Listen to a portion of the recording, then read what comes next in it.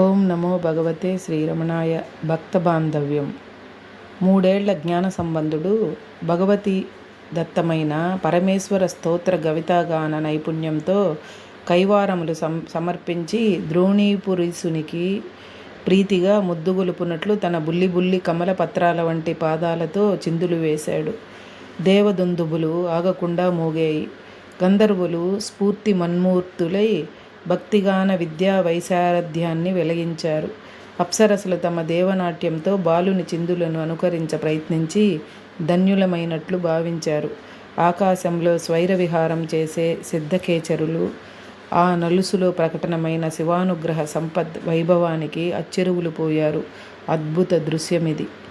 అక్కడ గుమికూడిన భక్తజన సందోహం, ఈశ్వరాలయంలో పార్వతీమాత పాదాంబోజాలకు అర్పించిన పుష్పమాలికలు ఆ బాలుని శిరసున అలంకరించి ఒక పల్లకిలో కూర్చుండబెట్టి హరోంహర అనుకుంటూ ఇంటికి తీసుకుని వెళ్ళారు. జరిగిన అద్భుతాన్ని తల్లి భగవతికి చెప్పుటకు మేమంటూ అంతా పోటీ పడ్డారు. శ్రద్ధాశ్చర్యాలతో విన్నది ఆ తల్లి అందరి కథనాలను. విషయం విశదమైంది. ఆమె ఆనందం ఆర్ణవమైంది.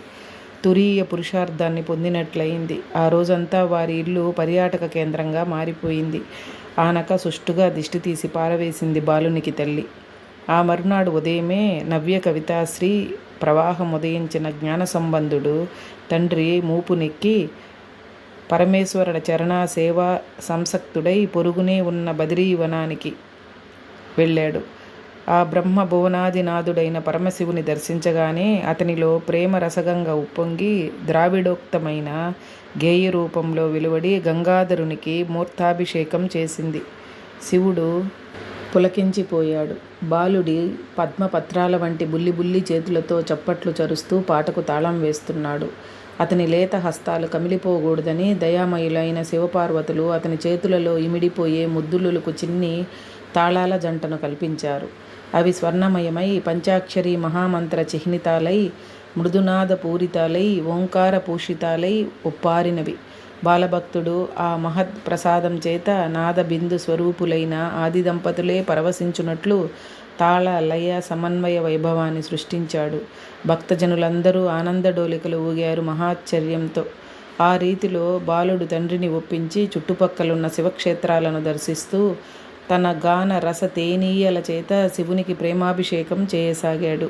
పసివాడు అట్టే దూరాలు నడవలేనివాడు కాబట్టి తండ్రి అతన్ని తన మూపుపై ఎక్కించి తీసుకుని వెళ్ళేవాడు. మనుమడి విశేష గాన వైభవాన్ని విన్న మాతామహుడు అతడిని తమ క్షేత్రమైన లక్ష్మీపురానికి వచ్చి విశ్వనాథుని సేవించుకోవలసిందిగా కబురు పంపాడు. బాల సంబంధుడు అక్కడ కావించిన శివనామ సంకీర్తనమనే మధురార్ణవంలో ఈదులాడి మునకలు వేసిన పరమశివుడు కైలాసంలో తనను దేవతలు చేయు స్తోత్ర జ్ఞానాలు సైతం సంబంధుని కీర్తనలతో పోల్చుటకు సరితూగవని నిరసించాడు. అక్కడి నుంచి ఛాయావనం చేరుకున్న సంబంధుడు శివసన్నిధిలో తన గాన మాధుర్యాన్ని వెలయించి పరిసరాల్లోని పార్వతీ వల్లభ నీలకంఠుని దివ్యక్షేత్రాలను దర్శిస్తూ శ్వేత వనస్థితుడైన గౌరీసుని సంసేవించి గృహోన్ముఖుడైనాడు.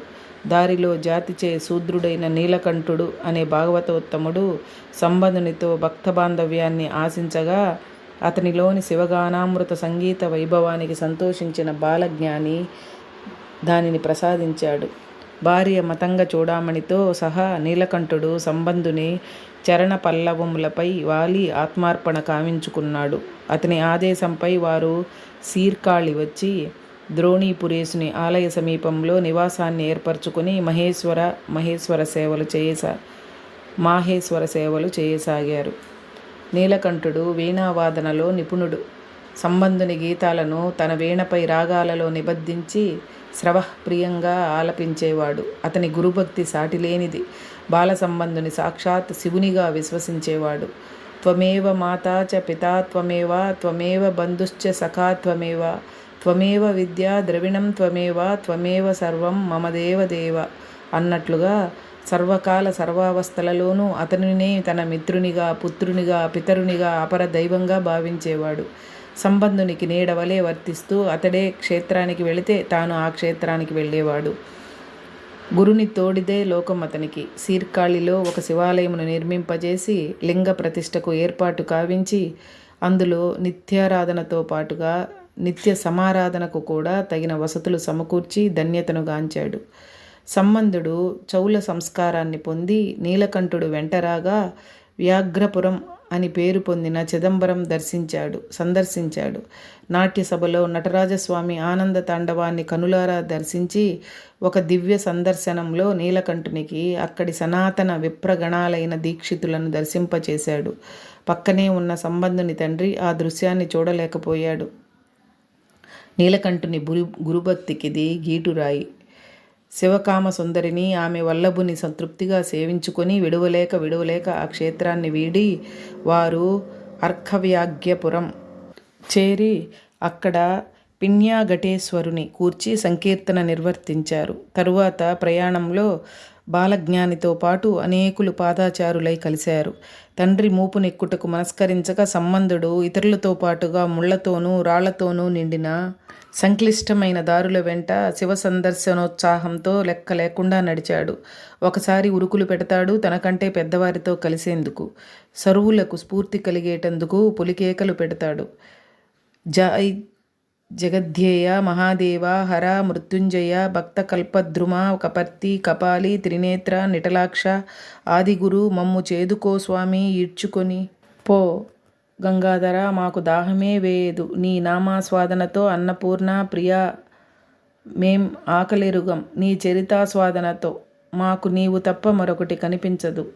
ఓయ్ ఓయ్ జంగమా ఓంకారలింగమా మహాదేవలింగమా మా ప్రాణలింగమా ఇలా వెలుగెత్తి శివపదాలు చెప్పుకుంటూ అలుపెరగని ఆ బాలవీరుడు తోటివారిని ఉత్సాహపరుస్తూ సాగిపోయాడు. ఇంతలోనే అతడు వరదానపురేశ్వరుని సేవించుటకు మారపురం కేసి అడుగు వేశాడు. అప్పటికే సూర్యుడు పశ్చిమాద్రి వెనుకకు దిగుతున్నాడు. అప్పటికి ఆ పసివాని కాళ్ళు కసికందాయి. ఊరి పొలిమేర వద్ద ఆగాడు. సత్రంలో బస చేశారంతా. అక్కడ ధార్మికులు వితరణ చేసిన ఆహారాన్ని భగవత్ప్రసాదంగా ఆరగించి అంతా ఒళ్ళెరగకుండా నిద్రపోయారు. బాలభక్తుని శ్రమకు క్షేత్రాధిపతి కరిగిపోయాడు. ఆ రాత్రి ఆలయ బ్రాహ్మణులకు భక్తులకు స్వప్న దర్శనమిచ్చి ముత్యాల పల్లకి ఛత్ర చామరాదులు కల్పించి ఆలయ గోపురం వద్ద సిద్ధపరిచాను. బాల సంబంధునికి సన్మాన పురస్సరంగా అందజేసి పూర్ణకుంభంతో ఆలయం వరకు స్వాగతిమీయండి అని ఆదేశించాడు. అలాగే సంబంధునికి సాక్షాత్కరించి బహుమతులను గ్రహించవలసిందిగా ఆనతిచ్చాడు. సంభ్రమాశ్చర్యాలతో సంబంధుడు మేల్కొని తండ్రికి తక్కిన వారికి ఆ విషయాన్ని తెలిపాడు. ఉదయమే సత్రం వెలుపులకు రాగానే అతన్ని ఆహ్వానించుటకై వచ్చిన అర్చకులు ఎదురయ్యారు. పూర్ణకుంభంతో వేదమంత్ర పఠనంతో భక్త బాలరాజును ఆలయానికి తీసుకువెళ్ళి పూర్ణకాముడైన ఆ శివశివునకు దేవుని బహుమతులను అందచేశారు. శివశిశువునకు దేవుని బహుమతులను అందచేశారు. శివదత్తమైన పరికరాలను చూసిన అతడు పొంగిపోయి వరదానపురీశ్వరుని దయా విశేషాన్ని 10 కాలాలలో పరిపరి విధాలా మరిమరి కీర్తించాడు.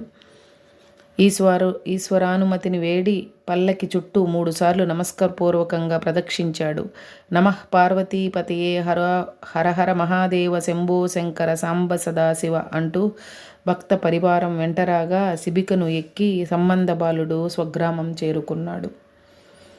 ఉత్తరాయణ పుణ్యకాలంలో ఒక శ్రేష్ఠ ముహూర్తాన శివపాద హృదయుడు బాల సంబంధునికి గర్భాష్టమున ఉపనయన సంస్కారం కావించాడు. బంగారు వచ్చస్సుతో శిరమున ఉన్న నల్లటి శిఖ, ఎడమ భుజంపై నుంచి వేలాడే ద్విజన్మమును సూచించు యజ్ఞోపవీతము, చెవులకు కెంపులతో కూడిన పసిడిపోగులు, సాక్షాత్ వామనమూర్తి వలె ఉన్నాడు బాలభక్తుడు. నాడు వామనమూర్తి దేవతల భూమిని బలి నుంచి యుక్తితో దత్తపరుచుకొని తిరిగి దేవతలకు అప్పగించాడు. బలిని పాతాళానికి అణగదొక్కాడు. నేడి బాలవేదాంతి సనాతన వేద మేదిని పైని పాషండ మతస్థుల అన్యాయ అధికారాన్ని తప్పించి వారిని సుదూర తీరాలకు తరిమికొట్టి శైవ వైదిక ధర్మ పునఃప్రతిష్టాపనకు సమాయుత్తమవుతున్నాడు. శివధర్మమే ఆయుధంగా కవచంగా. బ్రహ్మచర్య దీక్ష లభించగానే సంబంధుడు గురుముఖత ఋగ్వేదమును వల్లెవేశాడు. క్రమంగా చతుర్వేద వేదాంత ఆగమాలను, చతుషష్ఠి కళలను ఆకళింపు చేసుకున్నాడు. గురువుల సంశయాలను కూడా తన సునిశిత విజ్ఞాన పాటవం చేత నివృత్తి చేయ సమర్థుడైనాడు. సకల వేదాల సారం యజుర్వేద మధ్యస్థమైన రుద్రాధ్యాయ మహామంత్ర మధ్యమమునున్న పంచాక్షరియే అని అనుభవపూర్వకంగా గ్రహించాడు. ఆ ఉత్తేజంతో పంచాక్షరీ పదికాన్ని నిబద్ధించి గానం చేశాడు. అందులోని అలోక సామాన్య ప్రౌఢార్థ నిక్షేపానికి ఆశ్చర్యచకితుడై వాణి వరప్రసాది వృద్ధభక్తుడు అయిన అప్పరు స్వయంగా బాలుని దర్శించుటకు సీర్కాళి విచ్చేశాడు. అతడి రాకను విని సంబంధుడు వడివడిగా ఎదురేగి అతనిని ఆహ్వానించగా అప్పరు బాలభక్తునికి పాదాభివందనం చేశాడు. సంబంధుడు వారిస్తూ అతనిని లేవనెత్తగా ఇరువురు ప్రేమ కౌగిలిలో ఒకటైనారు. అంతవరకు ఒకరినొకరు ఎరుగరు. వయసుల ఉత్తర దక్షిణ ధృవాలు, ఒకరు 10 మరొకరు 8 పదుల్లో ఉన్నవారు. మరి ఎక్కడిది అనుబంధం? భక్తియే. అహంతలేని అనురాగమే ఈ భక్త బాంధవ్యానికి ప్రేరణ. సంబంధుడు అతిథిని సన్మానపూర్వకంగా తన ఇంటికి తీసుకువెళ్ళి విందు చేసి విశ్రమింపచేశాడు. తరువాత వారు ద్రోణీపురీసుని సన్నిధానానికి వెళ్ళి స్వామిని స్తోత్రగానాలతో సన్నుతించారు. బాలభక్తుని మధుర భావభరిత సత్సాంగత్యంలో అప్పరుకు దినములు క్షణములైనాయి. కొంతకాలమయ్యాక అతడు బాలుని వద్ద అనుమతి తీసుకుని క్షేత్రాటనగా బయలుదేరాడు. 7 అడుగులు కలిసి వేస్తే వారు వీరు ఒకటవుతారు అన్నట్టు బాలభక్తునికి అప్పరుతో తీయని అనుబంధం ముడిపడింది. ఆయన ఎడబాటును సహించలేకపోయాడు. తెయ్యమంటూ తాను బయలుదేరాడు. సోమయాగం నిర్వహించు ఉద్దేశ్యమున్న తండ్రి సంబంధుని ప్రయాణాన్ని వారించబోగా బాలుడు తన వివసతను తెలియచేశాడు. విధిలేక బాలుని వియోగాన్ని సైపలేని తండ్రి తాను కూడా వారిని అనుగమించాడు. హరే రమణ.